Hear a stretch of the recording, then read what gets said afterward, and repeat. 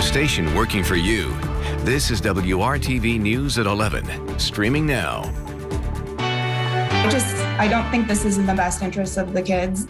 A central Indiana school district is making a change to its mask policy, but some parents say this decision could end up being an epic fail. I want to thank you for joining us here. I'm Lauren Casey. Starting tomorrow, masks will be optional in the South Madison Community School District unless the buildings have 1% or greater positivity rate for COVID cases. WRTV's Rachel Wilkerson spoke to one local mother who says she's disappointed in the school board's decision. Just let us get our kids vaccinated. We've had masks for 2 years. You can't wait another 6 weeks till next semester. I find that really hard to believe. Cynthia Holliday doesn't agree with South Madison Community Schools' recent decision to loosen mask restrictions. The pediatric vaccine for children ages 5 through 11 was approved less than 2 weeks ago. My fear is what's going to happen is while these parents are desperately trying to get their kids vaccinated, in the middle of that, they're going to get COVID. She says the former policy was effective. So the policy is that when Madison County is in the orange or red, which is very high spread, the kids are required to wear masks. When it's yellow or blue, it's not required. It's optional. According to the school system, masks will only be required now if buildings have a 1% or greater positivity rate. That means Pendleton Heights Middle School must have 7 COVID cases within the school before masks are required. 8 cases for East and Maple Ridge Elementary Schools, 10 for Pendleton Elementary, and 14 for Pendleton Heights High School. I don't think this is in the best interest of the kids. I haven't heard any of the health departments recommend waiting till there's an outbreak and then masking. Another concern of hers, the health department is out of pediatric vaccine and doesn't know when it will get more. They were telling parents, if you really want your child vaccinated, you need to go to another county. She says she transferred her children to South Madison Community Schools last year. I drive them over 20 minutes every day to a different county to go there because of the coronavirus precautions that they had in place there. Now she's thinking about withdrawing them. Working for you, Rachel Wilkerson, WRTV. Holliday says more children may now have to quarantine. She wants to know what led to the school board's decision to change the policy. WRTV reached out to South Madison Community Schools. We'll update you just as soon as we hear back. In Marion County, there's another mass vaccination clinic happening tomorrow for kids ages 5 to 11. It's in a shopping center near 38th and Lafayette Road. Again, this is just for kids ages 5 to 11. The hours are from 3 p.m. to 7 p.m. The address is 3685 Commercial Drive. There will be several more of these clinics through December 2nd. Same location, same time, 3 to 7. To check the schedule, look for the story at WRTV.com. Also tomorrow, Sycamore School on the city's north side will offer vaccines for its students and booster shots for the adults. The shots are for students including those ages 5 to 11 and those in the 12-plus age group who still need a shot. Also, parents and staff members who need a vaccination or a booster can get one as well. Non-Sycamore siblings may also get vaccinated. Lower school students will be vaccinated from 8:30 a.m. to 9:30, with middle schoolers from noon to 1:30. Tonight, growing fears of a possible winter surge with colder weather sending more people indoors and the holidays approaching. Daily new cases were up 23% in the last 2 weeks. Nearly half the country has seen a rise in COVID infections of at least 10%. And tonight, some medical experts are urging all adults to consider getting a booster shot. For most adults, the risk of breakthrough infections has risen with the Delta variant, and I think 6 months out, people should really be thinking about getting that booster.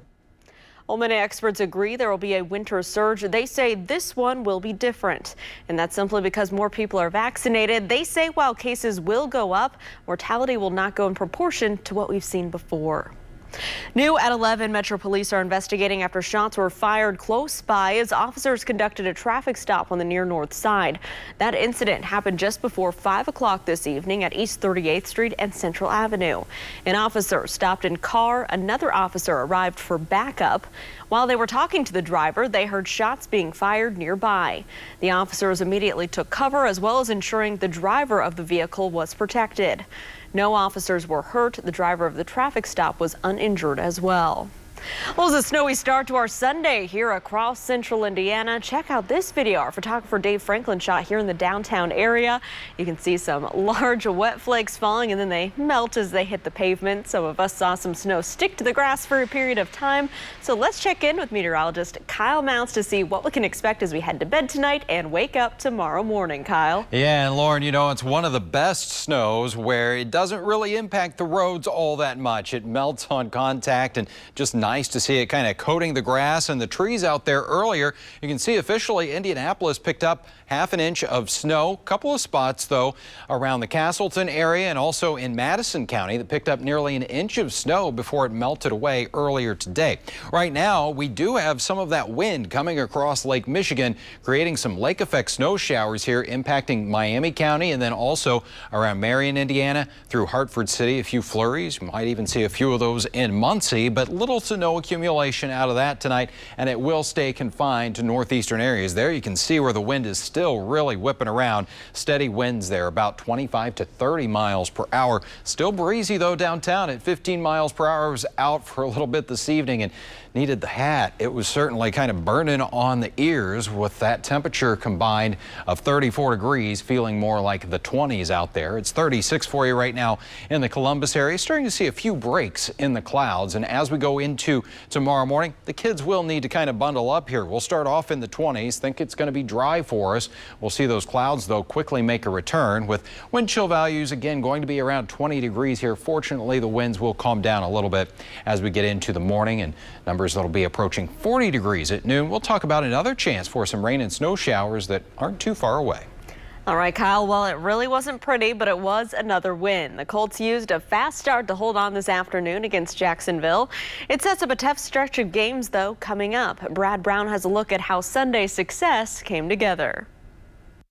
The Colts are making it a habit of forcing fans to hold their breath for most of the late part of games. Such was the case again on this Sunday before the Colts were able to finish off a key 23-17 division win over Jacksonville. You know, we just struggled. They're a very good defense. We knew they were good defense. So, yeah, I just give them credit. We need to execute better and play and coach better. But you know, we're not going to go out there and score 40 every week. Sometimes it takes just a single play to change the entire dynamic of a game. It's not often, though, that it ends up being a blocked punt returned for a touchdown. We know how our guys is, you know, on special teams, you know, myself, EJ, Matt, George, Ashton, you know, all the guys, Jordan. You know, we take serious pride in that into our craft and our preparation.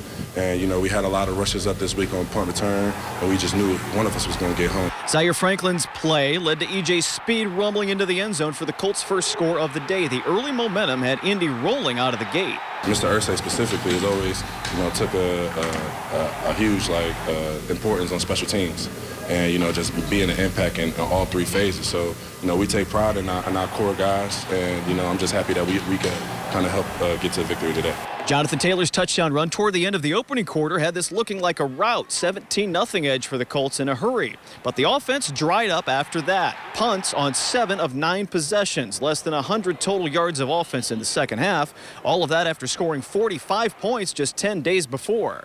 They did a great job of doing halftime adjustments. Divisional game, we knew it was going to be all 4 quarters, especially, you know, a team like Jacksonville. They always play us tough every year. But we have to do a good job in making halftime adjustments as well.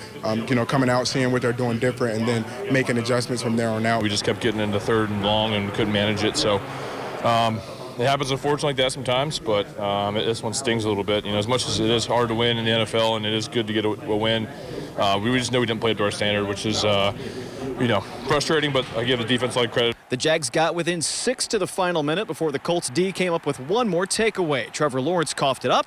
Indy recovers and seals it up. Their record improving to an even 5-5 with the win. It's big, especially a divisional opponent. Obviously, you know, this point of the season to get back to 500 is huge for us. You know, it seems like we've been climbing out of this hole for a while now. It wasn't our best game out there, but heck, to come out of it with a win is huge for us. It won't get any easier for the Colts over the next couple of weeks. Next Sunday, it's a trip to Buffalo. Their next home game comes up in 2 weeks when Tom Brady and the Tampa Bay Buccaneers come here on the Sunday after Thanksgiving. At Lucas Oil Stadium, Brad Brown, WRTV Sports. Brad, thank you. A popular grocery store on Indy's west side is temporarily closed. Saraga International Grocery explained on the website that their Indianapolis store located at 3605 Commercial Drive is temporarily closed due to interior construction. Their Greenwood location, however, remains open. In a statement made on the store's website, they said that they're looking about 8 weeks of construction time ahead and apologize for any inconvenience this may cause for customers. Well, several state parks around Indiana will be closed Monday and Tuesday for controlled hunts to manage the deer population. Those parks include Fort Harrison, Turkey Run, Chain of Lakes, Clifty Falls, Pokagon, and Potato Creek. There are several more that you can check out right now on the Indiana Department of Natural Resources website. Just look in the latest news section for the complete list. There's a second 2-day hunt in the same parks on November 29th and 30th. The parks will close to the general public the night before each of the 2 hunts. All other Indiana State Park properties will be open and operating normally. A dramatic trial nears its final stages tonight. That trial marked by intense emotional testimony from the accused. And now there's fears the fallout from this case could be even more intense. We'll have the latest when we come back here on WRTV.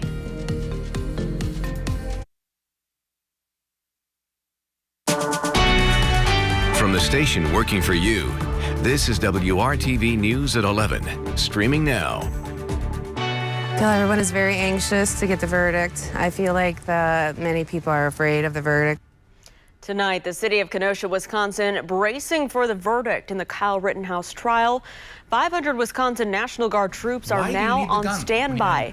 Closing arguments are set to begin tomorrow, but then the jury will deliberate.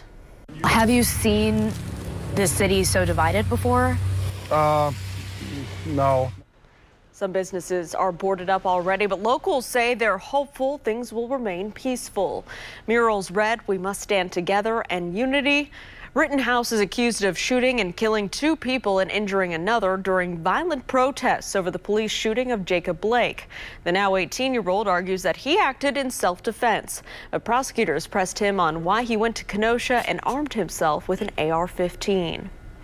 The FBI is addressing reports about unauthorized emails coming from a legitimate FBI email address being sent to thousands of organizations about a cyber threat. At least 100,000 of the emails have hit inboxes. The agency says it's aware of the fake emails. One of the emails claimed to be a warning from the Department of Homeland Security that the recipient was a target of a sophisticated attack. But the actual DHS Cybersecurity and Infrastructure Security Agency made no such warning. The FBI says the emails are a result of, quote, software misconfiguration. Agents are warning people and businesses to be cautious of unknown senders and urge people to report suspicious activity. Well, the $1.2 trillion bipartisan infrastructure bill will soon become law. President Biden will hold a signing ceremony on Monday. Later in the week, he'll travel to New Hampshire and Detroit to tout the new law. But the president is seeing some dismal poll numbers. Here's ABC's Mona Kosar Abdi with the details. President Joe Biden is set to sign the $1.2 trillion bipartisan infrastructure bill into law on Monday. He will be joined by members of Congress who helped write the historic bill and a diverse group of leaders who fought for its passage, governors and mayors of both parties and labor and business leaders. The White House announcing Sunday night that former New Orleans Mayor Mitch Landrieu will oversee the implementation of the bill. 19 Senate Republicans and 13 in the House back the infrastructure bill, but no Republicans support Biden's separate, larger social spending and climate change bill. Every Republican is united in our efforts to try to drive a stake through the heart of this effort, which the Democrats are pushing because they are so addicted to taxing and spending. According to a new ABC News Washington Post poll, 58% of Americans support the $1.75 trillion plan. But the poll also finds President Biden's overall job performance approval at a new low, 41%. And 70% of Americans say the economy is in bad shape.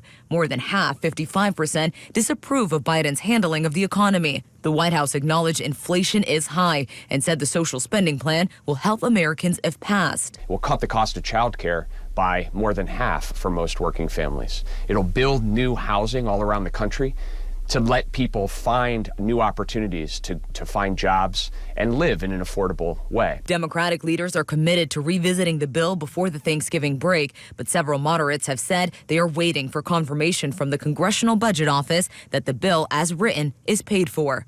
Mona Kosar Abdi, ABC News, New York. Let it snow, and that it did across much of central Indiana here to start off our Sunday morning. Those big, heavy, wet flakes of snow. We get that kind of snow anytime you got that temperature around the freezing mark, and an umbrella coming in handy there, keeping yourself dry today in that blowing snow around the area. We have temperatures that are still close to that freezing mark tonight, but we've pretty much gotten rid of the snow. The exception, as we talked about, areas like Peru, Marion, Indiana could still see a few snow showers tonight. And there's that wind, a steady west wind at 25 miles per hour in Kokomo. So your 34-degree temperature feels much more like the 20s. It feels like 25 in Lafayette, feels like 24 downtown. It feels like just 21 degrees right now in Muncie. So it might be the middle of November, but certainly needing to dress like it's the middle of winter.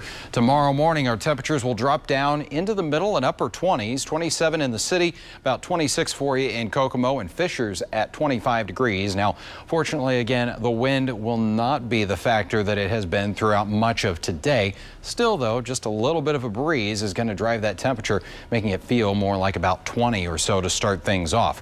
We'll be at 30 degrees here for you at 9 a.m. See a little bit of sunshine to start off the day, but then those clouds roll right back in here as temperatures top out around 40 degrees for that afternoon high. And those clouds rolling in ahead of another weather system here. So this is TrueCast, 1:30 tomorrow afternoon. I think we'll be dry. We'll just see more cloud cover, and then you start to see rain and even a little bit of a wintry mix not out of the question here. This is about 4 o'clock in the afternoon, so tomorrow evening's commute might be slowed down a little bit here by some rain and even a few snow showers. Now, the models have changed a little bit since we met at 6 o'clock, and not really looking at much in the way of snow accumulations. If we do see that, it would again be very light, much like today, and mainly over the northeastern portions of the state. So Todd will continue to track that for you first thing tomorrow morning, and Kevin tomorrow afternoon. High temperatures tomorrow, 39 for you in Crawfordsville, 43 in Bloomington. We should be in the lower half of the 50s. Well, we're going to get there and actually go above and beyond that here as we get into Tuesday and Wednesday. We've got some 60s, but talk about a temperature roller coaster. We are going to come crashing down pretty quickly here before the week is over, and that will come with another chance of rain. As TrueCast shows here, 3:30 Wednesday afternoon. There's the wet weather. I think it's mainly going to be late Wednesday and then into Wednesday night. Should be pretty much out of here early in the day on Thursday. But this is what happens with those temperatures. As we put it all together in your extended forecast, we go from a high of 40 Monday to 58 on Tuesday. And then the middle 60s Wednesday, actually a very mild start to the day there as well at 53 degrees. But then, yes, we're back to below average. So not really even a reality check here, but it is going to have you a change in the way you dress for the end of the week for sure, as we'll be layering up again. Highs in the 40s there right now next weekend. Isolated chance for a shower here or there Saturday and Sunday. Highs around 50 degrees, and looking just beyond that 7-day planning forecast, looks like below average is going to hang out here as we near the end of the month of November, when our average high ranges in the middle to upper 40s. We'll be right back here on the news at 11.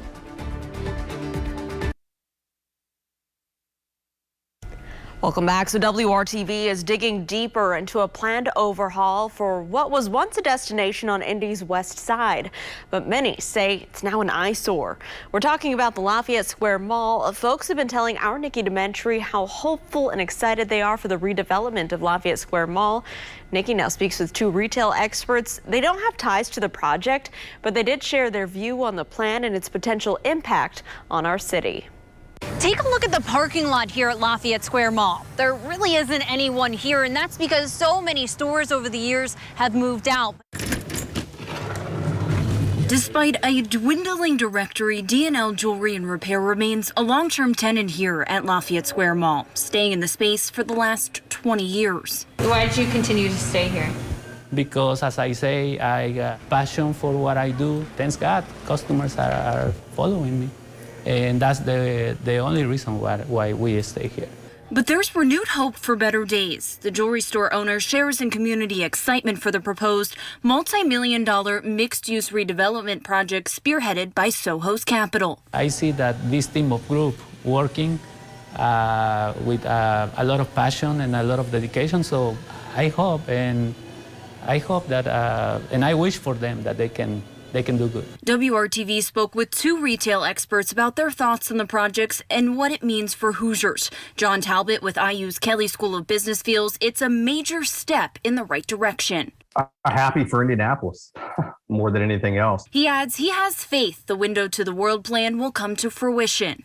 I'm sure it's going to take longer than planned, but I just don't think you'd see the entities lined up in support of this if it didn't have a fairly good chance of success. Despite the rise in popularity for mixed-use redevelopment, especially when it comes to mall properties, Talbot's colleague, Dr. Demetra Andrews, feels this project is different. What's being planned is a destination mall, like any other place you would go and visit. It would be on your to-do list when you visit Indianapolis. And so that's something to really get excited about and to find confidence in. Just the first phase of Window to the World may take up to 2023 before completion.